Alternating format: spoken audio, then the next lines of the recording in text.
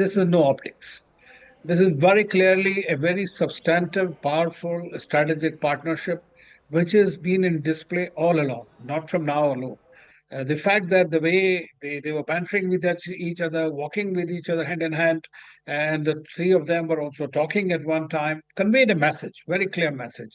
And this is not the first time that President Putin and Prime Minister Modi are traveling together. If you remember, during Prime Minister Modi's visit to Sochi, even though it was a short visit, President Putin drove him personally around in the car for nearly and spent about 10 and a half hours with Prime Minister Modi. So they share a very tremendous understanding and bond and mutual respect for each other, which is what was on display here. So as far as Russia and India are concerned, I can say that it is no optics. Nobody has to read. All the Western countries, including the United States, understand that. Even Trump himself wants to be very pally with Putin, as we have seen it in Alaska and elsewhere. So it is not that this is going to really cause them any star. However, the relationship which is improving now between India and China, that is something that will naturally bring about concern there in that case. And all three getting together, Okay. not in a block formation, which has, of course, been very clearly conveyed in the statement also, declaration that was issued, that this is not a block. So this is something that is being said here, and that is very important because India does not believe in blocks or anything anti-West or something like that. These are passing phases in every history. We have a passing phase in the US relationship. But I personally feel that what happened between India and the US is actually should be a great eye-opening for us. Yeah. That dependence on the United States is totally unreliable and can be untrustworthy. They have been always trying to undermine our strategic interests very often, even though saying something different, because we know about what China is. We know about others. But with the United States, if you thought that democracy and also that has all been so, I think it's come as a blessing in disguise. And Okay. Peter Navarro type of people are actually cementing that perception, Okay. and that is So something let that's me yes. ask. There might be impediments. General Pandey is here in our studio. There might be impediments and limits. Let's say not impediments, but more limits to the coming together of Russia, India, China. But for now, given the context of the really troublesome times that we're having with the United States, particularly with the Trump administration, when you have leaders of three big countries meeting like this, there is shared bonhomie, there is a degree of conviviality between the three of them. It may not amount to much. It's optics, no doubt about it, but optics do matter in diplomacy. How and why do you think this is important? Coming as it does, if this were to happen 1 year ago, maybe people wouldn't have paid as much attention, but it's happening now when the whole world is fed up of these Trump tariffs, and India in particular has been hurt by the Trump tariffs. These pictures coming out of Tianjin now, why are they important, General Pandey? So, I think I must accept one point that Prime Minister Modi since the time, last about a decade and all, his approach to engage with foreign leaders has been warm, effusive. He's stepped across. He's changed the paradigm of how leaders engage with other leaders. So that is one thing which he has done. But the response which comes out, like the similar response was there in the first Trump 1.0. But this time, post-Operation Sindoor, something has flipped. And unfortunate that Trump has lost the narrative with India. And what is happening, I'll just keep it aside. But this optics is something very significant because two top leaders of the world today are traveling in the same vehicle in a third country. Right? It makes a huge impact. And look at the contradictions. The contradictions are, on one side, that Trump and his the sidekicks are calling for India as perpetuating or feeding into the Russian-Ukraine war. Whereas Russia and Ukraine are having a different voice and chatter on the subject. Zelensky has spoken to Prime Minister Modi at least 3 times, and just prior to his arrival here, he's had a long conversation to urge him to possibly allow for peace to prevail. So, and the release of this information which has come about, the diesel going out to Ukraine is another major message. So you look at the whole thing that today Putin in his message, he is the only person, possibly leader, who's used the SCO platform to make a conversation about possibly America on this subject, that he's talking of the country should not interfere into security of other countries. and such like statement. So I think he's complimented India and China for trying to resolve the conflict proactively. So these are contradictions which are happening. I guess somewhere the Trump administration needs to actually have a hard look that where are they going wrong. And this SCO meeting was decided long time back. Correct. But the kind of effort this time Chinese have gone through in last about 3 to 4 months to ensure that Prime Minister Modi comes and attends this thing, and the coverage which has come about into the newspapers. In fact, the only bilateral which has been talked about, there have been multiple bilateral of Xi with other countries, this thing. The photographs and the conversations have come out in the front page of this thing.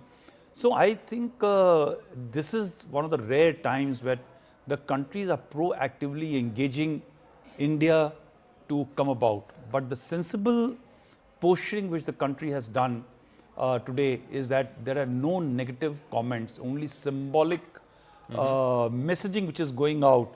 This, on various tweets and stuff like that. So if I can ask General Narasimhan, I agree with General Pandey. Obviously, the messaging that's come out, the statements that have come out from the Chinese side, even the Indian side yesterday after the bilateral, very, very positive, very, very encouraging, no doubt about it. And frankly, if these three countries come together, and there was this postulation of an RIC, or a Russia, India, China, RIC as it was called, a subgroup within BRICS, to come together.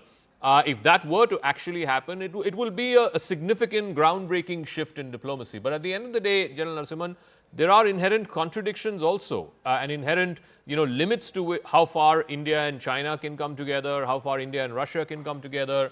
How would you characterize what's happening in Tianjin right now? Is it a significant reset, or is it sending out a message at a time of great global flux that India is not deprived of partners, it is not tied to the West in any form or fashion, that it can choose to be friends with Russia at the same time? The president of Ukraine is calling the Prime Minister of India, saying that please, when you have the conversation with the president of Russia, please impress upon him to move towards the path of peace. So clearly India is also showing that we're not tied to any camp, and we can choose to be friends with whoever we want to be friends with. Thank you very much, Zaka, for getting me on your show. I think you're absolutely right. The thing that we need to look at is, I want to put a little bit of caution in all this positive statement that are coming out at this point in time. The reason is, if you look at the statement that came out from India and China after the bilateral meeting yesterday, I hardly find anything new in those statements. So all the three mutuals were mentioned, border was mentioned, everything else was mentioned. And similarly, the Chinese also have been mentioning the same thing that they've been saying from earlier. So I don't see a sense of something new that has happened in this bilateral meeting that has come up. So basic thing is, both the sides have stated their position. There is some forward movement. People-to-people contacts can increase. 75th anniversary of the diplomatic relationship is come this year, and so therefore some activities will take place. So these are actually cautious steps moving forward. All the same, it is a step moving forward. That is how I think I will see the India-China bilateral meeting that took place. I've not been able to read the joint statement as yet, but one of the headlines that is coming up is that SCO has been able to condemn the terrorism as a subject, which actually was indicated when Mr. Wang Yi came here. And if you look at the foreign ministry statement immediately after that, they had mentioned that Mr. Jaishankar has raised this in a strong manner with Mr. Wang Yi, and Mr. Wang Yi had accepted that it should be condemned in all forms of terrorism. So I think that is a move forward. Coming to this photographs and all which are coming up of the three leaders coming up, etc. If you look at the meeting yesterday, when Mr. Modi came in, when Mr. Putin came in and met Mr. Xi Jinping and his wife, you find there's a conversation going on between Mr. Xi Jinping and Mr. Putin. Whereas all other leaders just shook hands, took a photograph, and then moved on. Today, this other photographs have come up where all the three leaders are meeting together and spending some time together. So there is definitely a move forward to indicate the kind of cooperation that all the three countries are willing to do on the issues of natural interest, mutual interest for them. So that is something that we need to keep in mind. The other thing is about the Russia, Ukraine, and Mr. Zelensky's call, which General Pandey mentioned. This has actually been happening for a long period of time. If you take your mind back, Mr. Modi spoke to Mr. Putin as well as to Mr. Zelensky.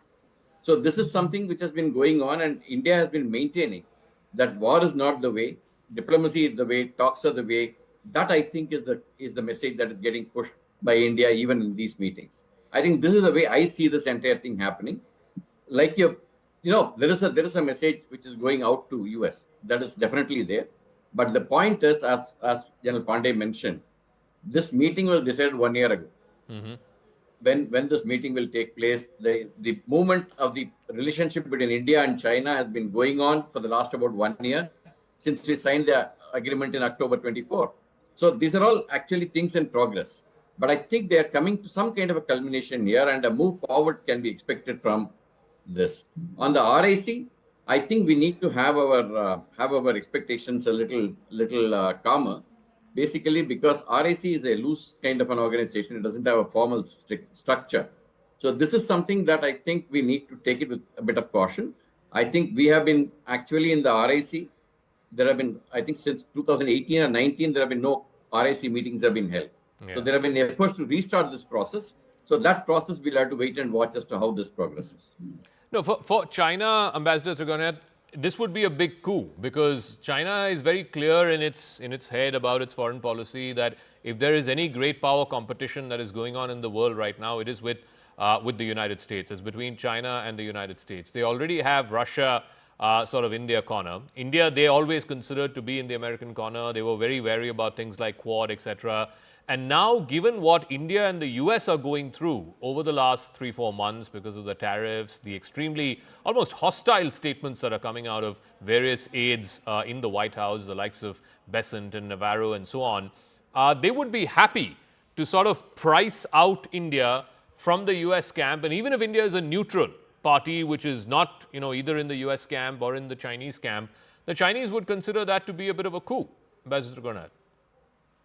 Well, I don't think so that they will consider it a coup. They definitely have been also wanting. You see, let's say both policies of India and China, in my view, are very similar in many ways. One is China wants to keep some kind of a peace for about 20 years so that it is able to displace the United States from being number one.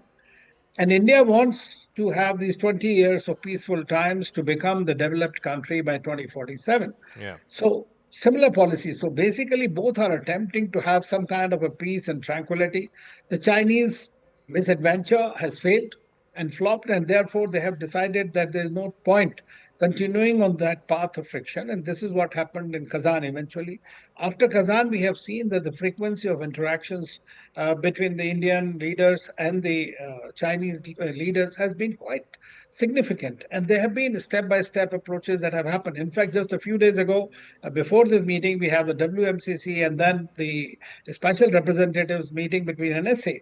Now, at that time, it was very clearly institutional mechanisms have been outlined to deal with the border issue, how we are going to resolve it, how we are going to solve it, which are the kind of experts group will meet. So, which has been halted for a very long time now.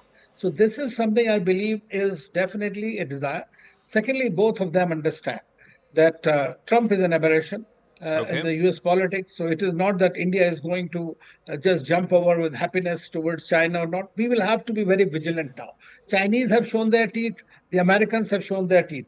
So now we have to see how we are going to grit along these kind of equations that are going to emerge. Okay.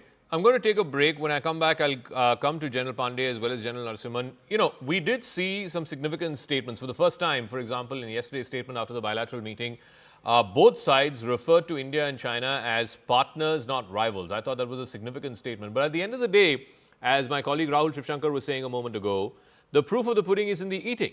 So you've had the first step, which is disengagement at the border. But what about the next two steps? De-escalation and eventually de-induction. You still have 50,000 troops on either side of the line of actual control. That is not a normal relationship. You need the armies to go back to their barracks, as it were pre-2020, pre-Galwan. Do we have a roadmap for that? Do we have some concrete details in that direction? Or is this situation going to continue beyond the flowery language that we saw in the joint statement as well as in the SCO declaration that was adopted this morning? I want to take a quick break, but when we come back, we'll get both the generals and their thoughts on that.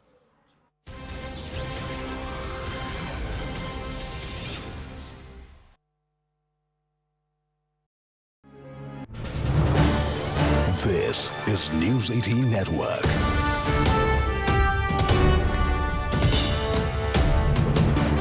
India's largest news network.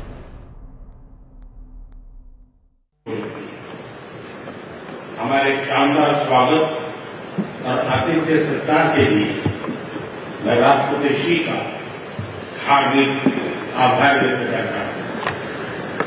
आज Uzbekistan का independence day है। कल Kyrgyzstan का राष्ट्रीय दिवस था।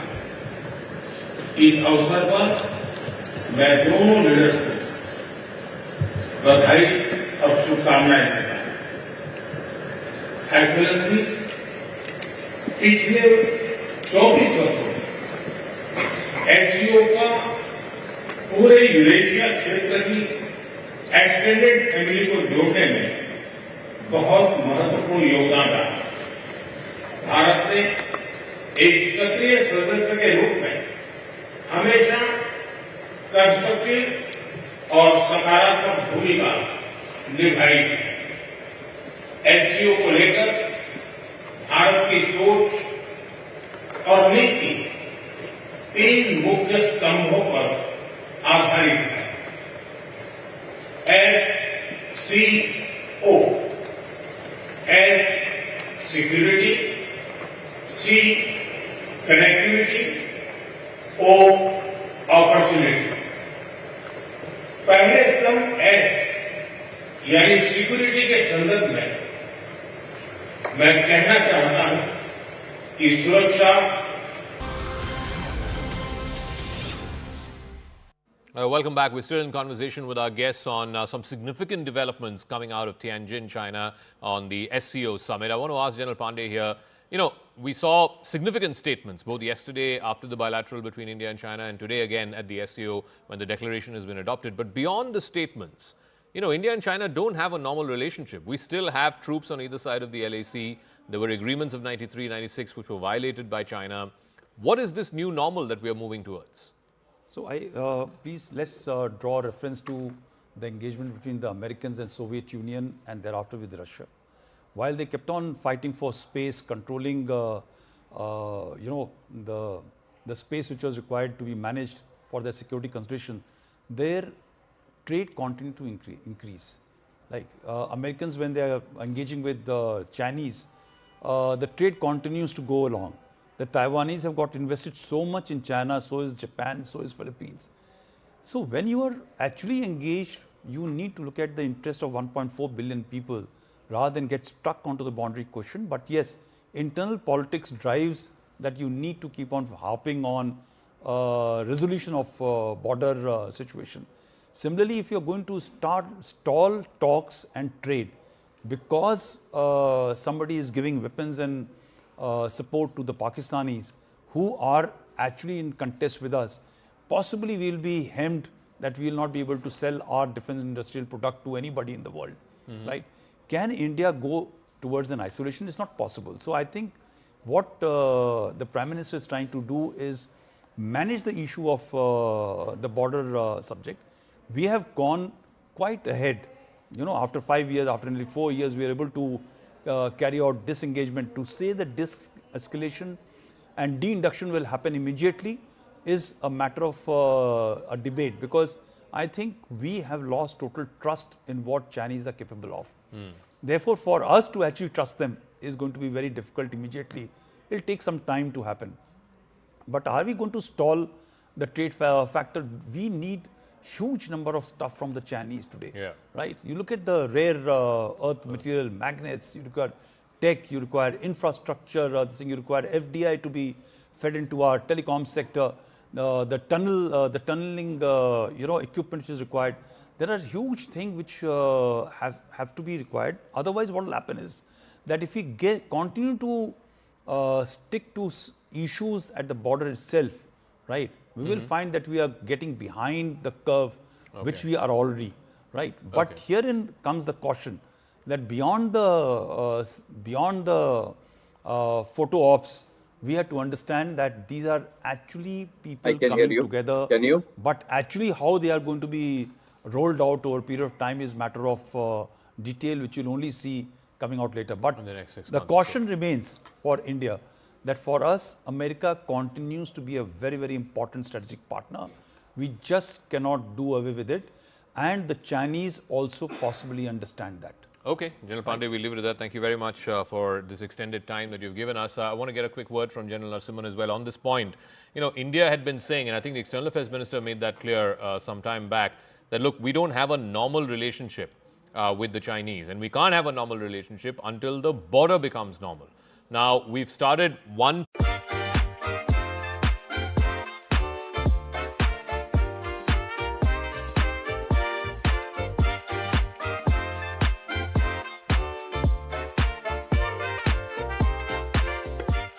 Visas, direct flights, resuming the Mansarovar Yatra, possibly moving in the direction of greater trade engagement with China, more investment from Chinese firms, etc.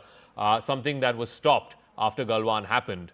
Do you see this as okay in a sort of parallel track? While on the one hand we will continue to press for resolution of the other parts of the relationship cannot come to a standstill. 3 points I want to mention. First point is, we have never said that we will put the boundary issue, resolution of the boundary issue as a prerequisite. We have said maintenance of peace and tranquility along the line of actual control is a prerequisite. These two are two different, hugely different things. So we never said boundary issue it should be resolved before we progress on the other matters of the relationship. That is point number 1. Point number 2, even in that foreign ministry statement when Mr. Wang Yi had come here, there was a mention about de-escalation and the discussions going on the de-escalation part. So de-escalation will continue. Simultaneously, we never stopped the investments from China fully. Even after Press Note 3 was implemented in April 2020, approximately 300 plus applications had come from the Chinese, out of which more than 100 applications have been approved for investments in India. So there is a process that is being followed. We never stopped the entire thing. But the problem is that we need to like General Pandey mentioned, we are dependent on China for many of our industries' requirements. That we need to actually ensure that we get it from them. Therefore, we need to actually have that relationship also simultaneously going.